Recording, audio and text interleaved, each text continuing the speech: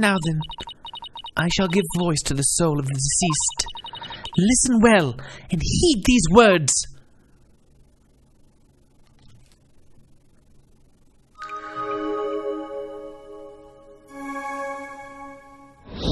Okay. Alright, Rayfa. We're counting on you to be really wrong about interpreting this. Give me just a terrible explanation so I can poke holes in it.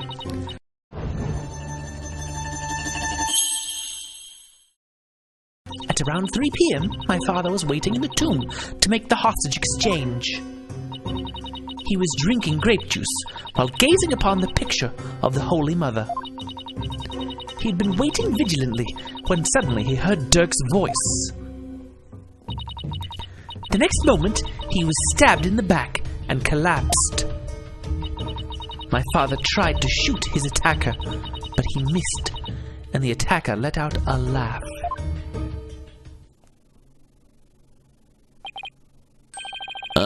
So what now, Mr. Wright?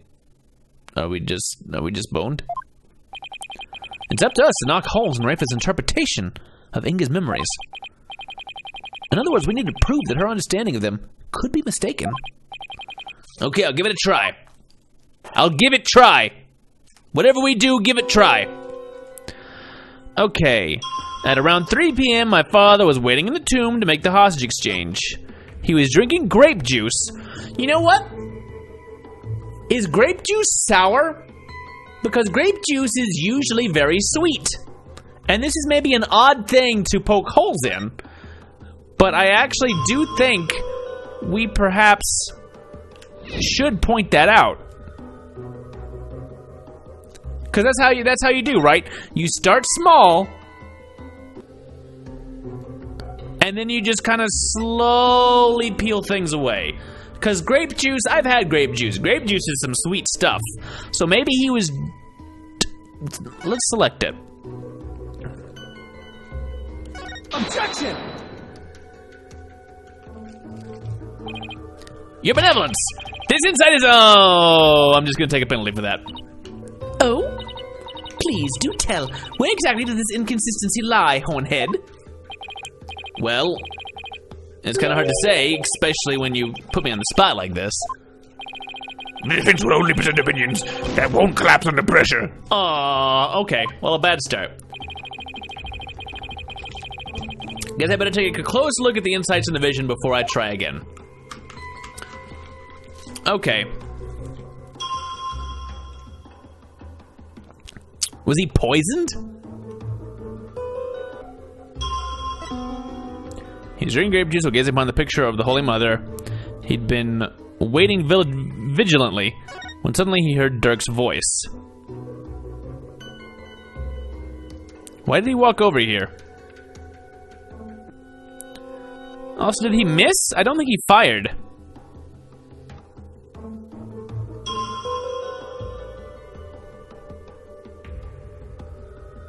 This one seems the wrongest.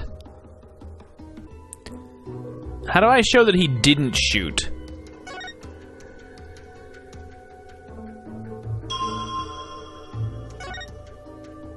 Oh, the explosion. We don't know that the explosion was a gunshot. I guess that's what that's supposed to be.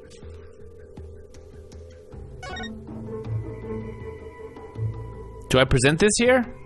Objection! That's a no. Okay. Okay. Waiting in the tomb to make the hostage exchange.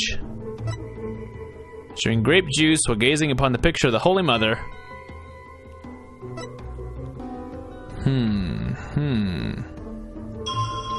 This is supposedly him being stabbed in the back. Footsteps.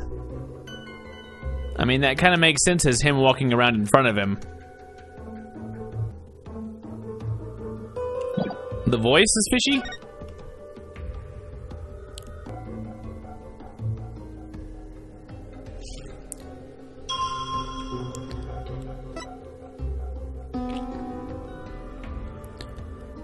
He'd been waiting vigilantly when suddenly he heard Dirk's voice. I guess that's true.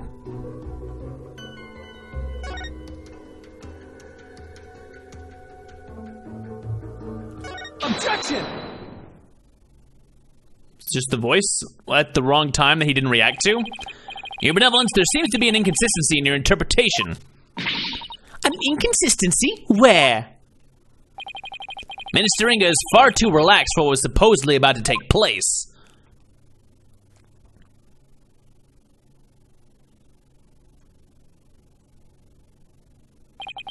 When he heard the voice you claim is Dirk's, he didn't seem the least bit alarmed. He just kept looking at the picture of the founder. Ah!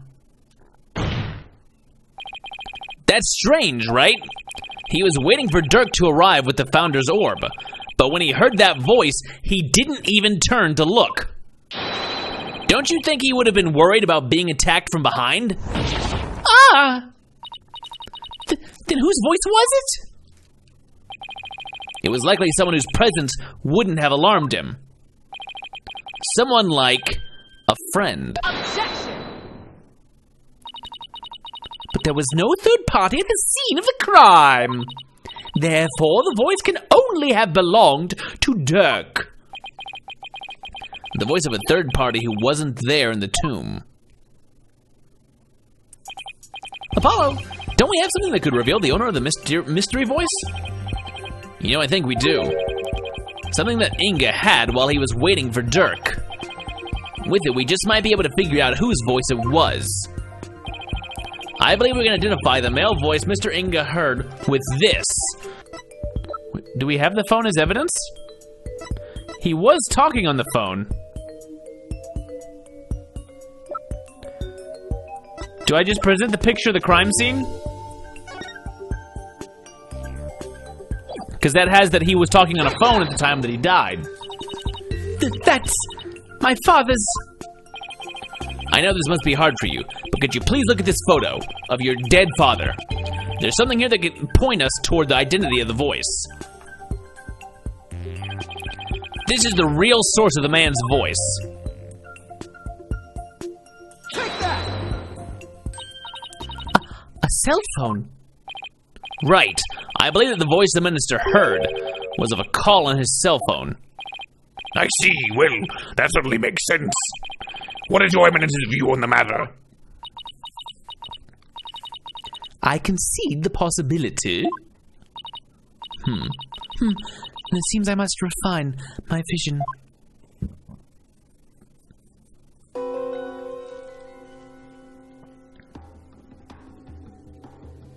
Subordinate's voice.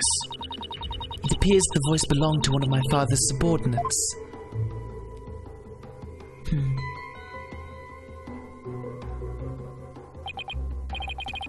Why do you suppose he was talking to one of them then? My father had members of the secret police positioned throughout the palace. They were supposed to contact him as soon as they saw Dirk and the rest of you. Okay, now we're getting somewhere. Your benevolence, I believe you have an insight to revise. I know, bobbed head. Don't presume to tell me how to do my duty. Insight revised. Okay. My father then took a call from a subordinate at the palace.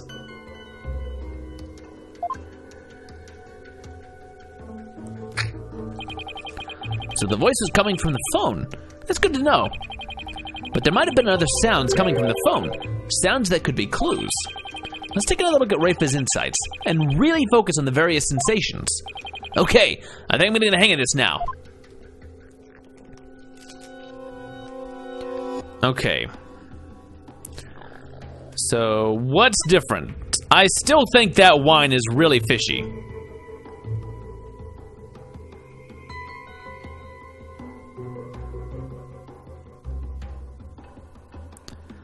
That would change the time. Do we have subordinate's voice? Lion's roar. That's new. When did a lion roar and why?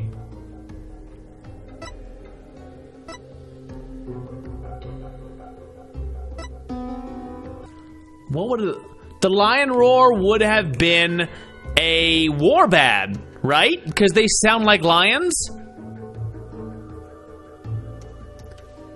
And the bird hollered Because the dog was running around, right?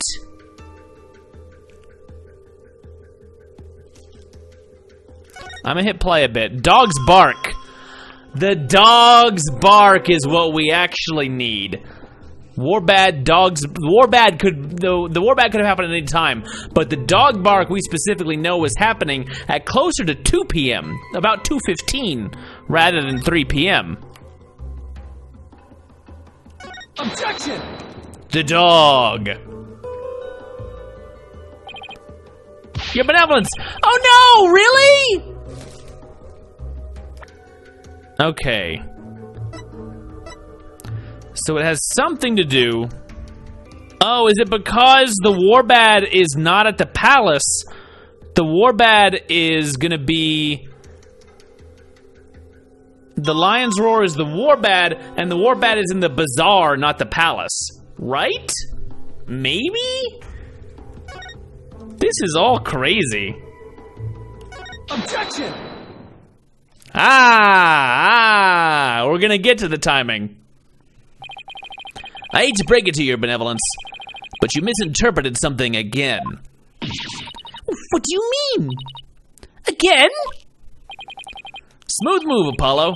I think you just hurt her feelings. She may put on a brave face, but she feels more than she lets on. Let me rephrase that, your benevolence. Your interpretation of your father's phone call to his subordinate at the palace is inconsistency with his final memory. What do you mean by that?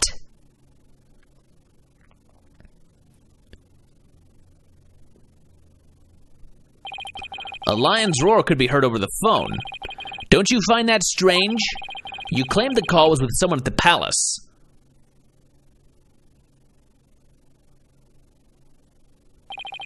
But let me ask you, do you keep lions there?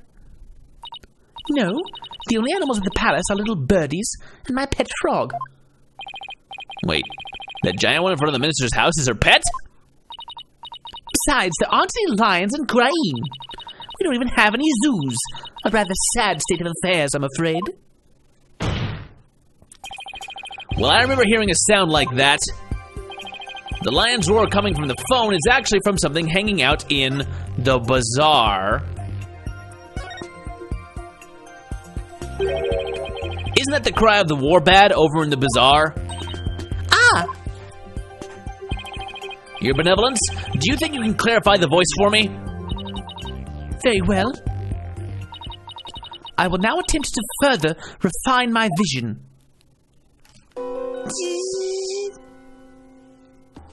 Warbad's cry. Haha. What's this?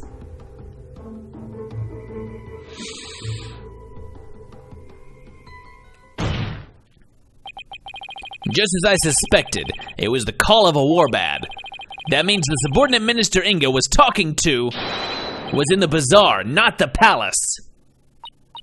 But why is it important where the call came from? What significance could it have? She's right. Is it important to know where the call was made from? It's very important because of the timing. It's actually very important. Knowing that the person on the other end was on the bazaar means that the loud explosion might not have been the sound of a gunshot. That might have just been the firecracker coming over the cell phone. But I can think of no other item that makes such a noise in the area. Go ahead, Apollo. Tell her. Tell Rayfa the real source of that sound. Will do. Well, Hornhead, I'm waiting. What was the true source of that explosive sound? I'm pretty sure we're looking at Albie's testimony. Albie's statement, Shadow was surprised by a firecracker around 2 p.m. Take that! What is that? It's Albie, your guide's statement. In it, he claims that Dat's a rebel threw a firecracker at him while he was at the bazaar. Then... Yes, the sound heard over the phone was a firecracker exploding. Ah! Objection! And yet a bullet was found at the scene of the crime.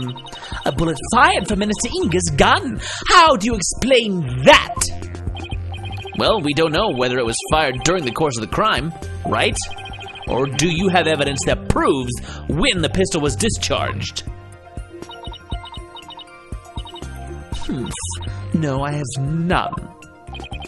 Wait a second. If that loud bang was a firecracker, then could that laugh at the end have been? No, it can't be. Har har har har har. Oh, it can, and it is.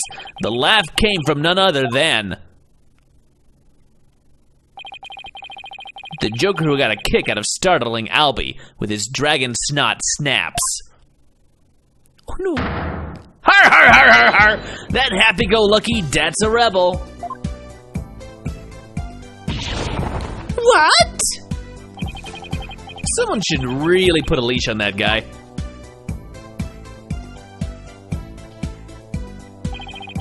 I shudder to think how one man can be the cause of so much trouble. Har har har har har. Hey there, AJ, PW. Y'all can thank me later. No one asked for your commentary, Mr. Rebel. Sit down. Shut up.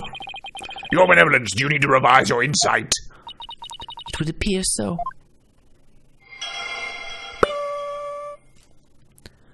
Okay. My father then took a call from someone at the bazaar. The true source of that loud bang was the firecracker Dats threw. And that final laugh belonged to none other than Dats himself. But now you have to change the timing. Well, this changes everything. Let's go over the details of Rayfa's insight again. Okay. I think I got this down now. Time to find another inconsistency.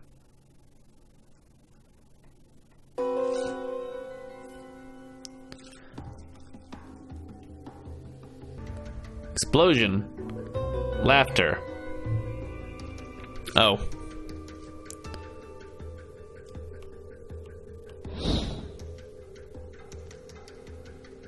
So nothing new really showed up.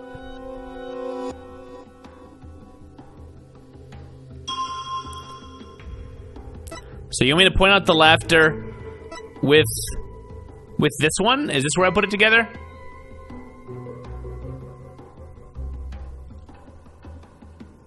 Yeah, the time is still wrong. I'm just wondering which piece of evidence I point at to point out the timing.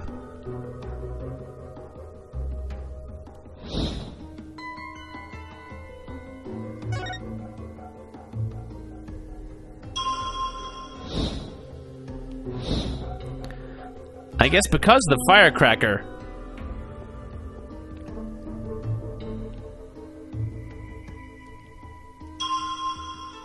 Do I select the explosion or the laughter?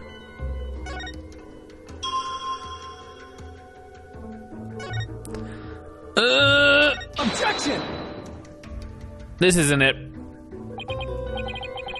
Did the murder really happen at 3 p.m.? Oh, it is it! I mean, if the laugh is coming from the phone, then is it something Minister Inga would have really heard at 3 p.m.? The call came from the bazaar. A place where such sounds as laughter can be heard at any time.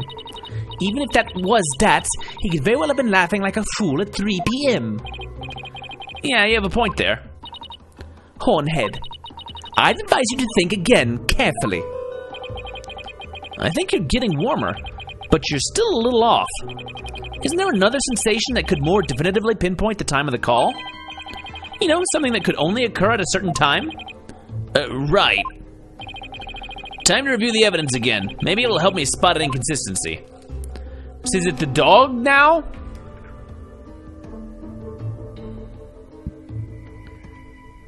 Yeah, that's what I'm thinking.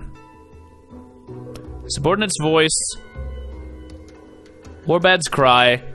The dog's bark is what is telling. Objection! Your benevolence! This insight is... Oh, come on! Is it just the explosion that changes the timing? So I just missed it just by that much? In that case, let's go over here.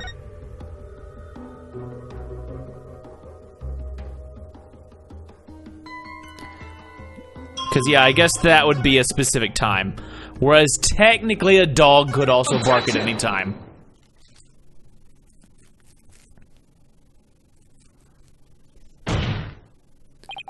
Your benevolence! There's a glaring problem with this insight. There is? You stated that the murder happened at around 3 p.m., which is right around the time my client arrived on the scene. However, now that we know what the source of the loud bang is, your insight conflicts with a certain piece of evidence. I suppose I have to ask the obvious here. What evidence conflicts with the claim that the murder occurred at 3 p.m.? I'll be statement that we finally get to present at the right time. That at 2 p.m. is when the firecracker happened. I'll be your guide statement. Again? Yes, because to summarize what he said, at around 2 p.m. Shadow was surprised by a firecracker and ran into the palace courtyard. Around 2 p.m.? That's right, 2 p.m. Not 3 p.m., not 1 p.m., 2 foxes. p.m., 2 p.m. Ah! Are you suggesting? I think you know where I'm going with this. Datz's laugh, the cry of the warbad, and the bang of the firecracker were all heard right before Minister Inga's death. Thanks to Albie's statement, we can put a definitive timestamp on all of these sounds. Therefore, what this vision shows is that it's extremely likely that the deceased's final moments were at 2 rather than 3 as we had originally thought. Dare I ask? It means the murder took place a full hour before Dirk entered the tomb. Bukanka! How can this be? Are you saying that I, the very personification of the law, have been mistaken?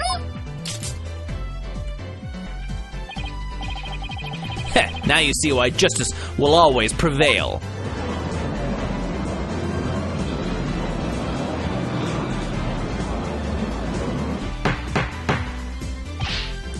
Peace! Peace, I say! Now then, defense! Also, hi, duck person, back up. It's an interesting name. I must remind you that the figure they accused was clearly shown in the vision. How do you explain that? I wouldn't say it was clearly shown. After all, the figure didn't actually have a face. You are absolutely right. Without a face, we can't be certain of who it was. Furthermore, need I remind you that the vision is from 2 p.m.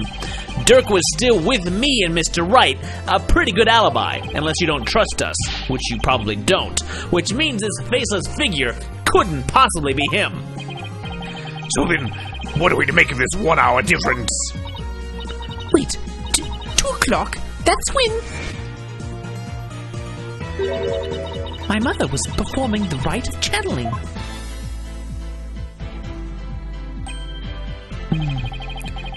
The palace guards had all been reassigned to guard the channeling chamber for the rite. Don't tell me. The royal residence. It would have been virtually unguarded. Which means the real killer could have easily slipped unseen into Amara's tomb.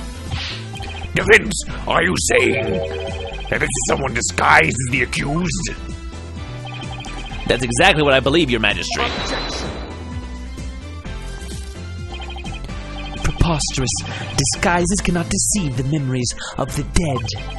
That the face not appear this time is mere happenstance. Had it appeared, such subterfuge would have been as clear as day. He's got a point there. Anyone who knows about the Divination Séance would have tried to hide their face. Nevertheless, our Killenly openly appeared before Inga. The question is, why? Apollo! Maybe the killer could afford to be so bold, because they knew their face wouldn't show up in the Seance vision. What? It's possible that the killer dared to dress in Dirk's clothes and stand square in front of Inga, precisely because they knew they could get away with it. But how could anyone be so sure of something like that? A long time ago, I heard of a cognitive disorder that impairs a person's ability to distinguish between different faces. What if Inga had it? Because he had to take notes of what everybody wore, because otherwise he couldn't tell who they were. Then are you saying that this is literally how Inga saw the world? Yeah, we can't normally see through the eyes of others, but in this case we can. And if he had that disorder, I imagine this is how faces appeared to him in life. Okay, let's say that the killer knew that Inga had such a disorder. They could definitely use it to pin the crime on Dirk. But if you're wondering about how to prove that Inga had it, you already have what you need. Really? It's a notebook. Well, Vince, do you have anything to show to this court? Yes, I believe so. Frankly, I have no idea what Mr. Wright means, but I'll look the evidence over again. What explains why the face of Minister Inga's killer is absent in the seance vision? That's absolutely Inga's notepad, in which he painstakingly describes. It's a good thing that, Phoenix always wears blue clothes and a pink necktie, and never changes into anything else. A notepad? Yes, it was found in Minister Inga's room, and it holds the answer we're looking for. As you can see, it's filled with detailed notes on various individuals. What kind of clothes they wear, hairstyles, and other discerning physical characteristics. And this is connected to the faceless nature of the killer. How? The vision we saw was exactly what Minister Inga saw with his own eyes. It is he who saw the killer as a person without a face. In fact, this is how he normally saw everyone around him. What's this? I believe Minister Inga had a disorder that prevented him from recognizing faces. It would explain the faceless being, and why he needed a notepad full of people's physical characteristics. Now that I think about it, my father was always terrible at remembering people. By simply changing my hairstyle, he would fail to recognize even me. Your Eminence, you knew that your husband had such a disorder, didn't you?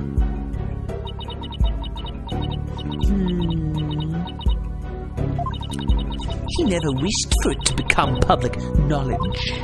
But I suppose there is no use in keeping quiet about it now. It is as you say. My late husband had a special disorder that hindered his ability to recognize faces. The medical term for it is prosopagnosia. Prosopagnosia. The thing that I said correctly the first time, as it is something I'm quite familiar with. Prosopagnosia. So Mr. Wright was right. The memories of those afflicted with such disorders in life do appear strange at times. There is precedence for this. So the killer likely knew about the disorder and used it to their advantage. Right, so there's someone who is both knowledgeable about the Divination Séance and aware of Inga's affliction. Your Eminence, who knew about your husband's condition? A small number of servants who tended to his needs, and me. Surely you're not about to insinuate that I committed this crime? Oh, no, Your Eminence. Never. Still, could she have done it? Ron has an alibi, remember? Oh, right. She was conducting the rite of channeling at 2 p.m. Although she was also channeling. In that case... Your Eminence, does Nana know about Minister Inga's disorder? Of course she does. She is our head servant. So as head servant, she knew about Minister Inga's condition. And as the princess's personal attendant, she is familiar with the Divination Séance. If these two facts together don't make her a possible suspect, I don't know what would.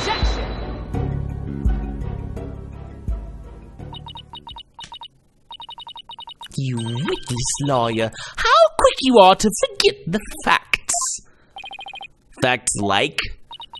When Inga was last seen alive, you claim he was slain at 2, yet that is impossible. for Rayfa saw him at 2:30.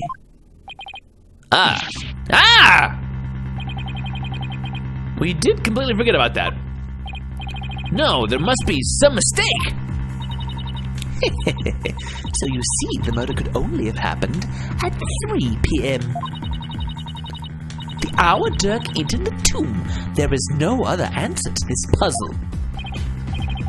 Why don't we ever get to make up answers like Garan makes up laws? Guess it's back to square one. Where do we go wrong? I don't think we're the problem. We just seem to be short one piece of the puzzle. Our deductions so far explain everything to a T. Everything except for Inga's sighting at 2:30. I see, and without that final puzzle piece, all of our deductions fall apart. Apollo, I think his sighting is the only anomaly. We'll have to find a way to make it fit into the bigger picture. Time to think outside the box then, right? Let's see. It would be impossible to see Inga walking around after he'd been killed. But what if there was a way to make people think he was alive, even though he was dead? Like a way to make people witness the living dead?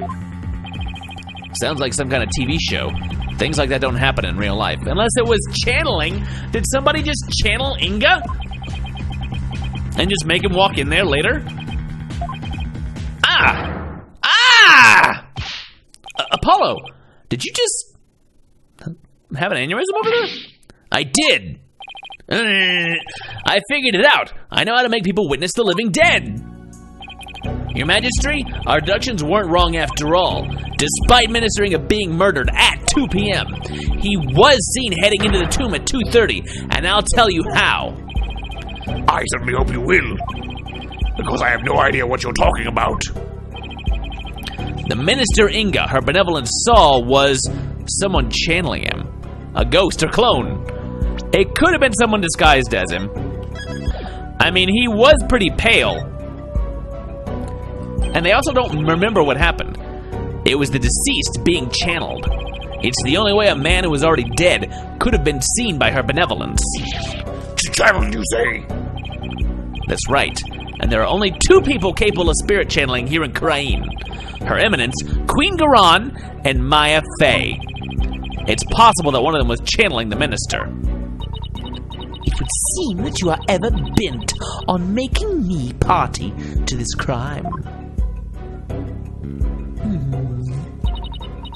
Prosecutor, what was I doing at 2:30 p.m., the time at which my husband was seen? Eminence, I believe you had completed the channeling rite and were having tea with the king of the neighboring realm. There would have been many attendants there, too. Nita has to keep up with her schedule, too. What doesn't she make him do? And that leaves only Maya. Yeah, it does. Unless someone else can do it. Maybe someone was forcing her to use her power toward nefarious ends. The real killer could have been threatening her. That cannot be. So then Inga's scream, that was probably from when he woke up from being called back to this world. After all, that's when the flow of time would have picked back up for him after he died. So Minister Inga probably leapt to his feet, thinking he just had a nightmare. Then realizing it was almost time for the hostage exchange, he raced off to Amara's tomb, not even realizing he was already dead. Then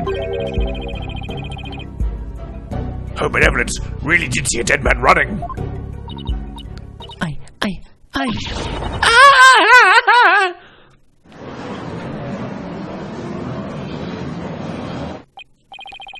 Using the sacred power of spirit channeling to commit a crime. How can this be? The defense calls Miss Maya Fey to the stand if she's feeling better. Well, Your Eminence, will you allow a new witness? It matters not. Either way, this lawyer shall soon know the truth. He will know just how much of an imbecile he is in the face of my infallible arguments. Insult me all you want, witch, but you'll be eating those words when I expose the truth. Very well. Let us adjourn until the next witness is ready.